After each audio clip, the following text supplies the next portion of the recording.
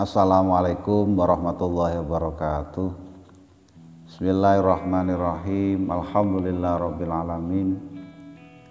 Wa bihi nasta'inu ala umuri dunya waddin. Wassalatu wassalamu ala asrofil anbiya'i wal mursalin. Wala haula wala quwata illa billahil aliyil amma ba'du. Pada pertemuan kali ini kami akan menjawab beberapa pertanyaan yang masuk pada kami, yang masih berkaitan dengan perceraian. Ada pertanyaannya begini: ada seorang lelaki yang telah menceraikan istrinya, kemudian memberitahukan kepada hakim bahwa ia merujuk istrinya sebelum selesai iddahnya. Tetapi ia tidak memberitahukan kepada istrinya bahwa ia telah dirujuk dan tidak menunaikan kewajibannya sebagai suami, seperti memberi perumahan dan memberi nafkah. Oleh karena itu, kemudian sesudah selesai iddah, istrinya kawin dengan laki-laki yang lain. Dengan kejadian ini, suaminya yang pertama mengadu kepada hakim. Lalu, sahkah perkawinan perempuan tadi atau istrinya dengan laki-laki lain, dengan alasan bahwa ia tidak mengerti kalau telah dirujuk. Jadi kasus ini adalah kasus wanita yang ditalak roj'i oleh suaminya, talak 1 atau talak 2. Maka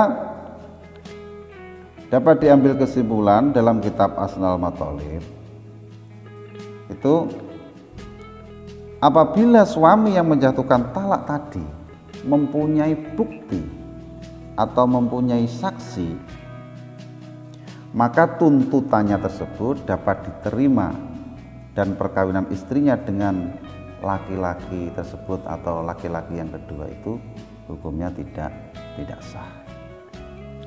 Apabila tuntutannya tersebut tidak ada bukti, tidak mempunyai saksi bahwa dia telah merujuk di dalam masa iddahnya, maka terdapat beberapa kemungkinan. Yang pertama, apabila tuntutan itu dihadapkan kepada istrinya, sedang si istri memungkiri, istri ingkar bahwa ia telah dirujuk dalam iddah, dan si istri ini bersedia untuk mengangkat sumpah bahwa istrinya itu belum dirujuk, maka perkawinan si istri dengan laki-laki lain tadi hukumnya sah. Laki-laki yang kedua ini hukumnya sah. Lalu yang kedua, kemungkinan yang kedua, apabila si istri membenarkan tuntutan suaminya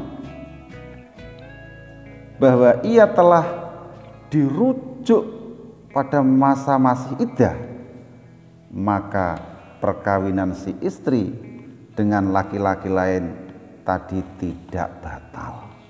Jadi tidak batal.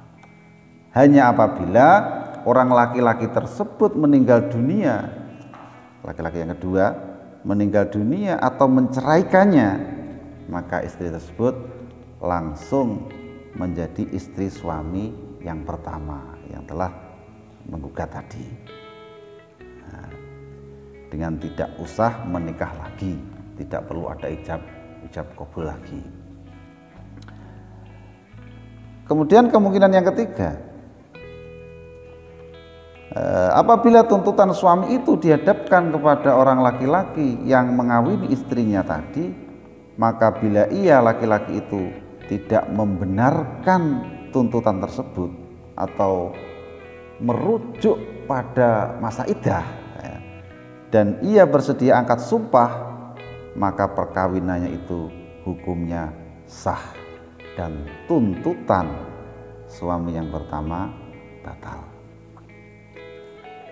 Kemudian kemungkinan yang terakhir ini, apabila ia atau laki-laki lain itu membenarkan tuntutan suami pertama atau tidak membenarkan, suami yang kedua itu tidak membenarkan tuntutan suami laki-laki yang pertama atau membenarkan, namun suami yang kedua itu tidak berani angkat sumpah, maka perkawinan yang kedua itu menjadi batal, ya, jadi batal. Tetapi hanya si istri tersebut tidak langsung menjadi istri suami pertama kecuali dengan pengakuan istri itu sendiri atau dengan sumpah suami pertama. Apabila si istri tidak mau angkat sumpah, maka dalam hal ini suami kedua wajib membayar mas kawin yang pantas atau mahar misil, ya, apabila sudah bersetubuh dengan laki-laki yang kedua. Tetapi apabila belum bersetubuh, hanya wajib membayar separuh dari mas kawin saja. Ini referensinya dari kitab Asnal Mathalib juz 3, itu bunyinya, wa in tazawwajat ba'dan qidha'il iddati zaujan akhara wa idda'a mutallikuha taqaddumar raj'ati ala qidha'il iddati falahu da'wa bi 'alaiha, dan seterusnya. Jadi intinya ketika suami yang menggugat tadi mempunyai bukti, maka batal pernikahan dengan laki-laki yang kedua. Namun apabila tidak punya bukti, tidak punya saksi, maka kita ikuti beberapa pedoman tadi. Itu mungkin yang dapat kami sampaikan. Semoga bermanfaat. Assalamualaikum warahmatullahi wabarakatuh.